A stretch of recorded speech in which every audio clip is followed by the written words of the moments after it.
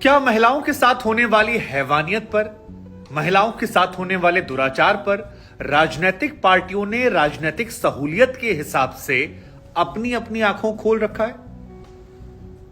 यह सवाल बहुत महत्वपूर्ण मेरे मन में आता है और इस सवाल को थोड़ा विस्तार से सुनिएगा, उसके बाद अपनी टिप्पणी दीजिएगा, क्योंकि चीजें या तो सही होती हैं या गलत होती हैं, बीच की चीजें नहीं होती हैं। ऐसे में सवाल यह खड़ा होता है कि मणिपुर में घटना होती है, 77 दिनों के बाद उसमें गिरफ्तारी होती है।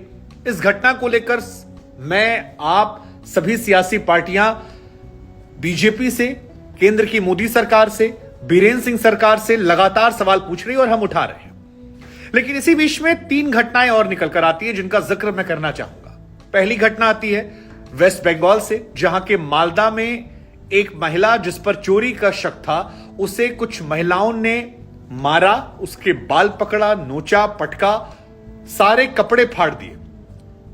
महिलाओं ने फाड़े, पुरुष वहां मौजूद थे, 30-40 लोग होंगे, और उस महिला को नग्न करने के बाद उसकी पिटाई चलती है।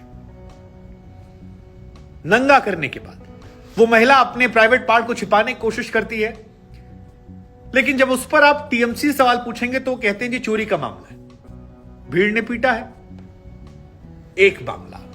दूसरा मामला जो निकल कर आता है वो निकल कर आता है बिहार। अब बिहार में एक महिला एक बड़े उम्र के व्यक्ति के साथ किसी असहज पोजीशन में पाई जाती है। लोग आते हैं और उस महिला को सरेआम वो पीटना शुरू कर देते हैं। नग्न अवस्था में उस महिला की पिटाई शुरू हो जाती है, उसे नंगा करके मारा जाता है, उस व्यक्ति को भी, उस महिला को भी। और इस घटना को लेकर भी मुझे सोशल मीडिया पर कहीं उतना आक्रोश नजर नहीं आ रहा। एक घटना और है जो वेस्ट बंगाल में हुई है। हालांकि वो घटना कितनी सही है, कितनी गलत है, यह समझना जरूरी है, क्योंकि बीजेपी की वो कार्यकर्ता हैं, उन्होंने आरोप लगाए हैं टीएमसी पर कि पंचायत चुनाव के दिन उन्हें मारा गया, पीटा गया। वहां के डीजीपी ने मना कर दिया है। तो उस घटना को मैं ले भी रहा हूं, लेकिन शक के सवालों के दायरे के बीच में ले रहा हूं, क्योंकि सियासी पार्टियां किसी हद तक जाती हैं। लेकिन टीवी डिबेट्स पर जब मैं बीजेपी के पास गया यह पूछने के लिए कि क्या मुख्यमंत्री एन बीरेन सिंह को अपने पद पर बने रहने का अधिकार है, वो मुख्यमंत्री एन बीरेन सिंह जो 77 दिनों के बाद कार्रवाई करते हैं और अब वो कह रहे हैं कि अपनी ही सरकार के खिलाफ एक तरीके से वो प्रदेश भर में एक विरोध मार्च निकालेंगे, जहां पर उस वायरल वीडियो के बाद जो प्रदेश की इमेज डेंट हुई है उसको लेकर यह प्रदर्शन किया जाएगा। तो मुझे समझ में नहीं आया कि सर आप पिछले 77 दिनों से क्या कर रहे थे, अगर आप इतने बेबस हैं। क्योंकि जिनके पास जिम्मेदारी है, जिनको जवाबदेही है, अगर वही मार्च निकालेंगे तो फिर क्या होगा। और दूसरा, बीरेन सिंह साहब की वो बयान मुझे याद आता है जिसमें उन्होंने कहा कि ये इकलौती घटना नहीं है, ऐसी सैकड़ों घटनाएं यहां और हुई हैं। ये एक वीडियो वायरल हुआ है, ऐसी सैकड़ों घटनाएं और हुई हैं, हजारों ऐसे मामले हैं। अब मैंने बीजेपी से जितनी बार ये सवाल पूछा तो उन्होंने डाल दिया कि देखिए बंगाल में ये हो रहा है, राजस्थान में भी एक मामला है। राजस्थान में एक मंत्री है, भूतपूर्व मंत्री हैं, जिन्होंने अशोक गहलोत से यह कहा कि भैया मणिपुर की तरफ देखना बाद में, पहले अपने राज्य में देख लो। हमारे राज्य में रेप के मामले में नंबर 1 है, और मणिपुर पर सवाल उठाते उठाते अपने गिरेबान में झांक लीजिए। अब इस घटना को लेकर कायदे से अगर किसी मंत्री ने अपनी सरकार को आईना दिखाया है तो उस पर क्या होना चाहिए? तो उस पर यह हुआ कि उन मंत्री साहब को अशोक गहलोत जी ने बर्खास्त कर दिया। अब इस पर जो अशोक गहलोत के समर्थक हैं वो तुरंत कहने लगते हैं कि भैया देखिए बीजेपी के साथ जा रहे होंगे, अलग अलग मामला है। लेकिन फिर मुझे राजस्थान में 2 घटनाएं और याद आती हैं। एक घटना आती है दिव्या मदेरणा की, जिसमें जो विधायक हैं काफी पॉपुलर भी हैं, राहुल गांधी के साथ बड़ी तस्वीरें भी आई थी, आपको याद होगा। शायद वो हाथ पकड़ने वाली तस्वीर जिसको लेकर विवाद हुआ था वो उन्हीं की शायद थी, शायद, पक्का नहीं हूं मैं, शायद उन्हीं की थी जितना मेरी मेमोरी में याद है। लेकिन उनका एक बयान आया जो अपनी ही सरकार को एक तरीके से एक्सपोज कर, मदेरणा की तरफ से कहा गया कि मैं क्या बोलूं महिलाओं के लिए, मैं खुद सुरक्षित नहीं हूं अपने प्रदेश में, मेरे ऊपर जिसने हमला किया उसे अब तक गिरफ्तार हम नहीं कर पाए, तो मैं बाकी क्या बोलूं। और फिर मेरे मन में सवाल आया कि यार ये तो पॉपुलर नेता है, राजस्थान में काफी पॉपुलर हैं। फिर इसके अलावा मुझे एक और बयान याद आया शांति धारीवाल जी का, वो भी मंत्री रहे। शांति धारीवाल जी ने सदन के अंदर कहा कि इस बात से तो हम इंकार कर नहीं सकते कि भैया हम रेप के मामलों में नंबर 1 नहीं है। अब जो है तो है, और यह भी उन्होंने कहा कि इसको लेकर जो उन्होंने जस्टिफाई किया था कि मर्दों का प्रदेश है राजस्थान, और उसके बाद सदन में ठहाके लगे थे। और इन दोनों घटनाओं का जिक्र मैं इसलिए कर रहा हूं क्योंकि जब अपनी सरकार के मंत्री ने अशोक गहलोत को लेकर सवाल खड़ा किया कि सर मणिपुर देखते रहिएगा, अब अपना भी स्टेट देख लीजिए, तो उनको सस्पेंड कर दिया गया। शांति धारीवाल जी अभी भी हैं, दिव्या मदेरणा जो है वो अभी भी है। तो मेरा सवाल फिर मेरे मन में ये आया कि यार क्या हर आदमी अपने पॉलिटिकल एजेंडे के हिसाब से कहता है कि यार देखो मणिपुर में उस लड़की की इज्जत लूट ली गई, बिहार मत देखो, बंगाल मत देखो, और बीजेपी वाले कहते हैं जी अगर आप मणिपुर देख रहे हो तो आप बंगाल की तरफ क्यों नहीं देखते हो?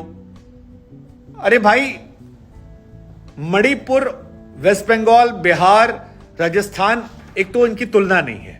दो अलग अलग मामले क्योंकि हैं मणिपुर में एक मामला जो है वो राष्ट्रीय सुरक्षा का है, वो बहुत बड़ा मामला है, उसको जो बीजेपी कंट्रोल नहीं कर पाई है, चल रहा 2 महीने से, एक मामला वो है। लेकिन जो दूसरा मामला है उसकी तुलना होगी, क्योंकि महिला के कपड़े अगर मणिपुर में उतारे जाते हैं, उसे निर्वस्त्र करके एक भीड़ आती है, किसी भी वजह से आती है और नंगा करके नोचती है, और वैसे ही भीड़ पश्चिम बंगाल के मालदा में एक महिला को नोचती है, वैसे ही भीड़ बिहार में जाकर एक महिला को नोचती है, राजस्थान में एक रेप होता है, तो फिर वहां पर भी शुरू होंगे। वेस्ट बंगाल का जो वीडियो है मालदा का, वो उतना ही परेशान करने वाला, घिनौना है।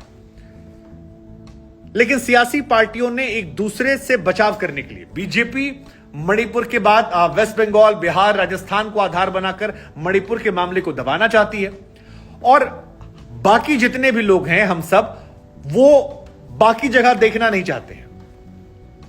लोग तारीफ करते हैं जब मणिपुर के आप वीडियो बनाएंगे विपक्ष के, लेकिन जब बिहार, बंगाल, राजस्थान का जिक्र करेंगे तो आप पर सवाल खड़े कर देंगे। यही काम बीजेपी कर रही है। और ये जो गोदी मीडिया प्लस पिद्दी मीडिया है, इनके बीच में क्योंकि न्यूट्रल लोग नहीं हैं, केवल एजेंडे चल रहे हैं, लेकिन महिलाओं के साथ यह अत्याचार क्यों नहीं? और इसीलिए जो पहला सवाल मैंने पूछा था कि क्या महिलाओं के साथ अत्याचार को भी हमने अपने सियासी एजेंडे का बना लिया, कि प्रधानमंत्री जी वेस्ट बंगाल में बोल देंगे कि वहां अत्याचार हो रहा है, ममता दीदी देखिए, प्रियंका गांधी जी कह देंगे लड़की हूं, लड़ सकती हूं, लेकिन वो बिहार की बात नहीं करेंगी, वो बात नहीं करेंगी वेस्ट बंगाल की, राजस्थान की। लड़की हूं, लड़ सकती हूं, लेकिन बीजेपी शासित राज्यों में। उधर बीजेपी से स्मृति ईरानी जी और बाकी लोग जो हैं, वो अनुराग ठाकुर जी, वो बंगाल को, बिहार को, बाकी राज्यों को हाईलाइट कर देंगे, यहां की बात नहीं करेंगे। लेकिन क्या इसमें महिलाओं की इज्जत आबरू बच पाएगी? यह सवाल कोई सोच नहीं रहा, और इसलिए मुझे लगा यह सवाल सोचा जाए। मुझे बड़ी पीड़ा हुई क्योंकि 1 घंटे का कार्यक्रम मैंने आज तक पर दंगल किया, और दंगल करने के बाद जब मैं निकला तो मेरे मन में सवाल है, यार किसी को चिंता नहीं महिलाओं की। हर आदमी देख रहा है कि यार हमारे स्टेट में तो नहीं कपड़े उतरे, बंगाल में तो एक महिला है वो तो और आगे बढ़ गई 4 हाथ, टीएमसी की, वो कह रही है ठीक है कपड़े उतरने थे उतर गए, अब उसकी राजनीति क्यों कर रहे हो? कपड़े उतरने थे उतर गए, अब उसकी राजनीति क्यों कर रहे हो? काफी शर्मनाक है। मतलब एक शेर था, मुझे याद आया कि सियासत इस कदर आवाम पर एहसान करती है, पहले आंखें नोच लेती है, फिर उन्हीं को चश्मा दान करती है। Very painful. आप लोग क्या सोचते बताइएगा।